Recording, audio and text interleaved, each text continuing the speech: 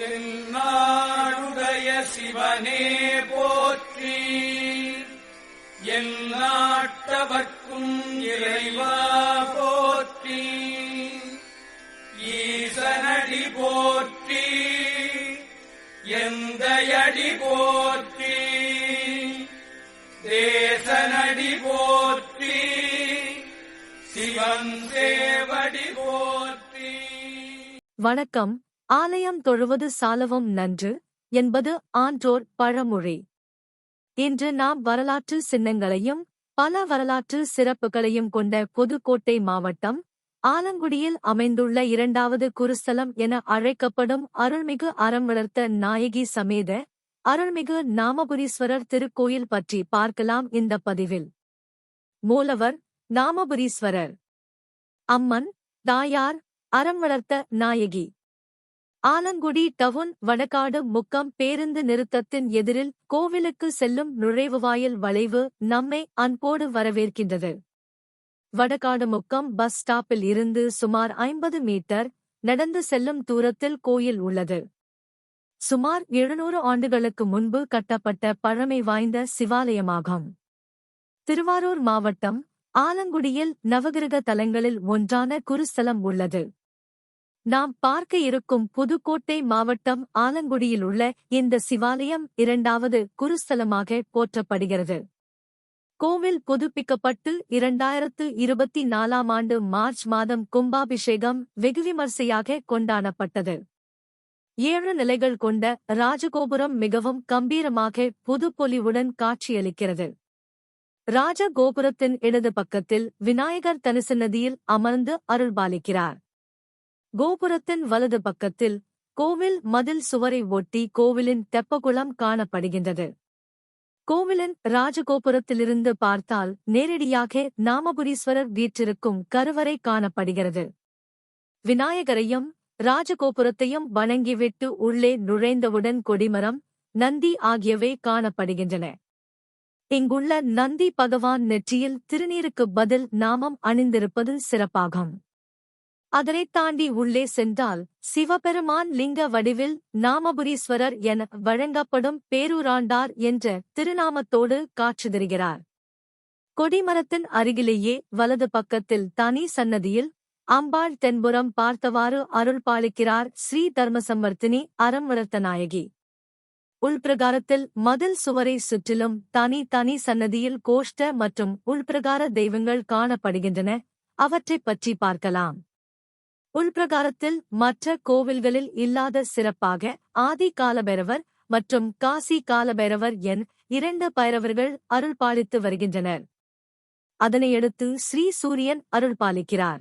அதனருகில் இக்கோவிலில் அருள்பாலிக்கும் சனிபகவான் பாலகனாக, அதாவது சிறுவனாக காட்சி தருவது கூடுதல் சிறப்பாகும். சனிபகவான் இவ்வாலயத்தில் ஸ்ரீ பாலசனீஸ்வரர் என்ற பெயரிலேயே வழங்கப்படுகிறார். இவற்றின் எதிரில் அம்பாள் சன்னதியை ஒட்டி நவகிரக சன்னதி அமைந்துள்ளது. கோவிலின் கருவறையை சுற்றி ஸ்ரீ நர்த்தன விநாயகர், தட்சிணாமூர்த்தி, ஸ்ரீ பிரம்மா, லிங்கோத்பவர் அமைக்கப்பட்டுள்ளது.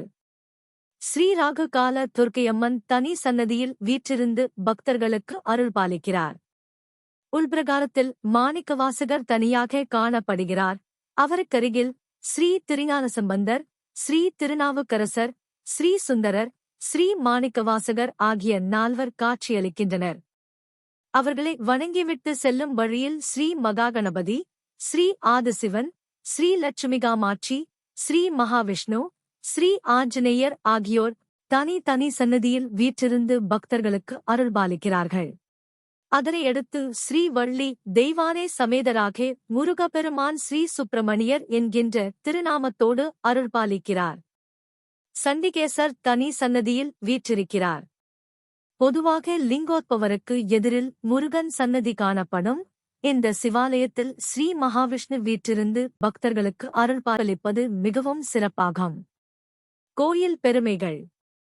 இந்த சிவாலயத்தில் தட்சிணாமூர்த்தி ரிஷபத்தோடு 4 ரிஷிகளுக்கு பதிலாக 2 ரிஷிகளுடன் அருள்பாலிக்கிறார். காலடியில் முயலகன் இருக்கிறான். அதனால் இங்கிருக்கும் தட்சிணாமூர்த்தியே வழிகாட்டும் வள்ளலான மேதா தட்சிணாமூர்த்தி என்று அழைக்கின்றனர். திருவாரூர் மாவட்டம் ஆலங்குடியில் நவக்கிரக குருஸ்தலம் உள்ளதால் இதை இரண்டாம் குருஸ்தலம் என்று அழைக்கின்றனர். பொதுவாக சிவன் கோயில்களில் சூரியன், சந்திரன் இருப்பது வழக்கம். ஆனால் இங்கு சூரியன் மட்டுமே காணப்படுகிறார். சூரியனின் வலது பக்கம் கால பைரவரும் அவரின் இடது பக்கம் அவருடைய மகனான சனீஸ்வரர், குழந்தை வடிவில் பாலசனீஸ்வரர் என்ற பெயரில் பக்தர்களுக்கு அருளாசி வழங்கிக் கொண்டிருக்கிறார். சனி ஸ்தலமாகவும் பக்தர்கள் வந்து வணங்குகின்றனர். அதனால் இதை சனி ஸ்தலம் என்றும் கூறலாம். குரு பெயர்ச்சி, சனி பெயர்ச்சி காலங்களில் ஏராளமான பக்தர்கள் இங்கு வந்து வழிபடுகிறார்கள். இந்த சிவாலயத்தில் குழந்தைகளை தத்துக் கொடுக்கும் வழக்கம் இப்பகுதி பக்தர்களிடம் காணப்படுகின்றது. கிரக ரீதியாகவோ ஜாதக ரீதியாகவோ குழந்தைகளுக்கு தோஷமிருந்தால் அவர்களை இறைவனுக்கு தத்துக் கொடுக்கின்றனர். ஆனால் அவ்வாறு தத்துக் கொடுக்கும் நபருக்கு வேறு கோவில்களில் ஏற்கனவே வேண்டுதல் செய்து அதனை நிறைவேற்றாமல் பாக்கி இருக்கக்கூடாது.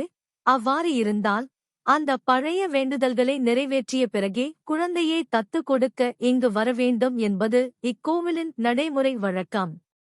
குழந்தையை தத்துக் கொடுக்கும் பெற்றோர், என்னுடைய குழந்தையை மனப்பூர்வமாக நாமபுரீஸ்வரருக்கு தத்துக் கொடுக்கிறேன், இனி இது என்னுடைய குழந்தையில்லை, நாமபுரீஸ்வரரின் குழந்தை என்று கூறியபடி தங்கள் குழந்தையை குருக்களிடம் ஒப்படைக்கின்றனர்.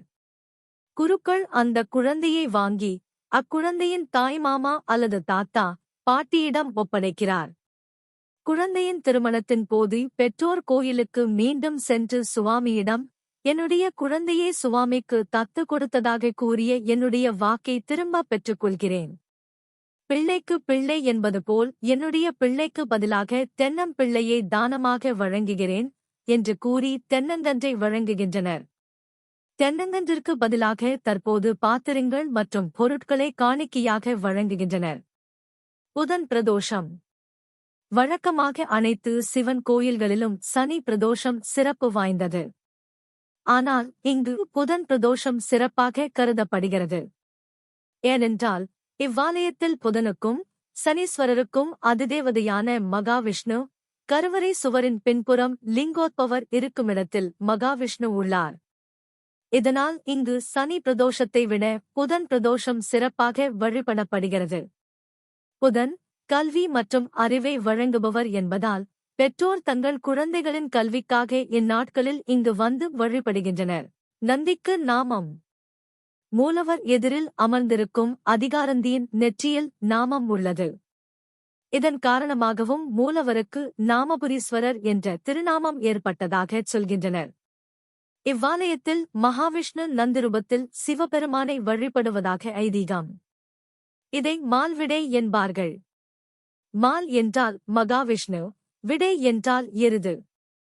திரிபுராந்தகர் என்ற 3 அசுரர்களை அழிக்க சிவபெருமான் செல்லும்போது மகாவிஷ்ணு நந்தியாக மாறி அவரை சுமந்து சென்றார். திருப்பரங்குன்றத்தில் பெருமாளே சிவன் எதிரில் மால்விடையாக உள்ளார் என்பர். சிவனை சூரியன் வழிபடுதல். மார்கழி மாதம் 25ஆம் தேதியிலிருந்து தை மாதம் 10ஆம் தேதி வரை காலை 6:30க்கு மேல் 6:45க்குள் சூரிய பகவான் தன்னுடைய ஒளிக்கதிர்களால் 3 நிமிடம் நாமபுரீஸ்வரரை சிவபூஜை செய்கின்ற அற்புத காட்சியை காணலாம். ஆதி மாணிக்கவாசகர். திருவாதவூரிலிருந்து ஆவுடையார் கோயிலுக்கு செல்லும் வழியில் மாணிக்கவாசகர் ஆலங்குடி நாமபுரீஸ்வரரையும் அறம் வளர்த்த நாயகியையும் வணங்கி சென்றதற்கு அடையாளமாக தட்சிணாமூர்த்தி சந்நிதியை அமைத்துள்ளார். இதை நினைவூட்டும் வகையில் ஆதி மாணிக்கவாசகர் சந்நிதி இங்கு அமைந்துள்ளது சிறப்பாகும். கோவில் திறந்திருக்கும் நேரம் காலை 6 மணியிலிருந்து 12 மணி வரை, மாலை 4:30 மணி முதல் இரவு 8 மணி வரை திறந்திருக்கும். புதுக்கோட்டையிலிருந்து சுமார் 23 கிலோமீட்டர் தூரத்திலும் திருச்சியிலிருந்து சுமார் 78 கிலோமீட்டர் தூரத்திலும் அமைந்துள்ளது.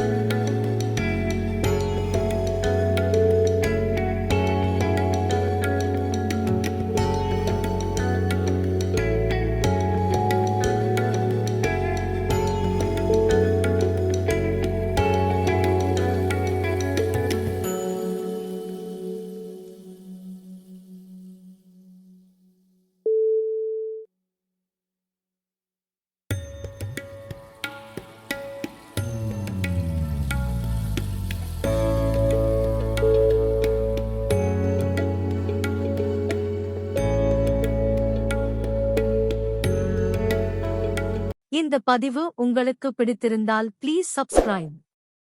நாங்கள் பதிவிடும் வீடியோவை உடனடியாக பார்க்க அருகில் உள்ள பெல் பட்டனை அழுத்தவும். உங்கள் நண்பர்கள் அனைவருக்கும் ஷேர் செய்யுமாறு அன்போடு கேட்டுக்கொள்கிறோம். அப்போதுதான் இக்கோவிலுக்கு வர இயலாதவர்களும் இதனை பார்த்து பயனடைவார்கள். இதை போன்று மிகவும் பழமை வாய்ந்த மற்றுமொரு ஆலயத்தை பற்றி அடுத்த பதிவில் பார்க்கலாம். நன்றி. வணக்கம்.